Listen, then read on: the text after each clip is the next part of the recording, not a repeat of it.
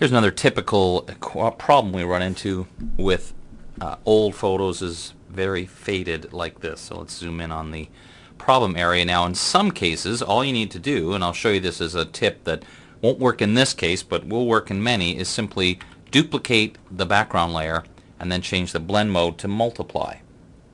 And as you see, by doing that it gets darker. The problem in this case is that everything gets darker, including all of the background that's very dirty and so on. So if I keep doing that while it's making parts of it look better, it's having a tough time with the background. So what I would suggest we do in this case, let's get rid of all of those, is we want to select just the people. And this could be a bit of a challenge, so what I would suggest we might try in this case is to use a channel-based selection. If we look at the three channels, the blue channel in this case, and I think it'll often be the one, is giving me the darkest of the people and the lightest in the background if we compare. So I'm going to take that and duplicate it and then use levels. Now make sure you duplicate the blue channel. You don't want to edit the channel directly because that would be bad. So I'm going to push the black slider to try and get darker and then push the white slider, so I'm trying to get the background looking whiter. And basically you're trying to get the people to be eventually will be completely black because you'll make a selection, but you don't want to go too far with the white because you lose the edges a little bit. So this is sort of the playing around part.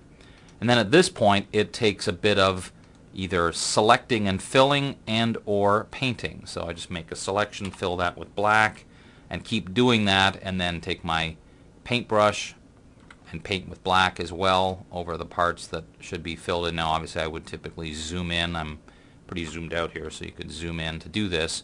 Now one of the things that can help a whole lot when you're trying to do this, to see how you're doing, is still work on this copy that you've made of the blue channel, but click beside the RGB and then you get a thing that looks suspiciously like quick mask, so sometimes it can be a lot easier to see what you're doing and make sure you're not missing anything. So this is the lengthy part, so rather than you sit and watch me do the whole thing, just like magic, ta-da, here's one that I did before, which you can see looks pretty good. So here's what I would do. I might still decide, oops, let's go back here, there we go. I might still decide to do one level of duplicate everything and multiply, because I still want a bit of that background, but that's probably a little much in the background, so I'm going to pull it back a little bit. So now what I would do is go back to, actually it doesn't matter which one I use, go to my channel, Command or Control click on to load it as a selection, which selects the opposite. So I need to inverse, so I can either go to the select menu and click inverse or press Command Shift I or Control Shift I on PC, and that's made a selection of just my peoples. So now I come here, and now when I duplicate, you'll see it's going to make a copy, but it also, interestingly enough, copies the fact that it's in multiply mode with this low opacity. So I put the opacity up and then maybe duplicate it again.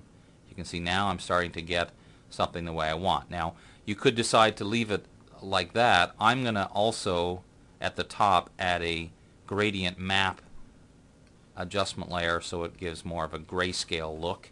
Now what you might also find is, in case, like, you see how the arm, because I painted that in to make a selection, but there really isn't much detail there. So here's what I do for situations like that, is I would make a rough selection, something like this. Now remember, I'm on a transparent layer, so I'm not selecting the background, so I don't have to be too worried about being that accurate in that area.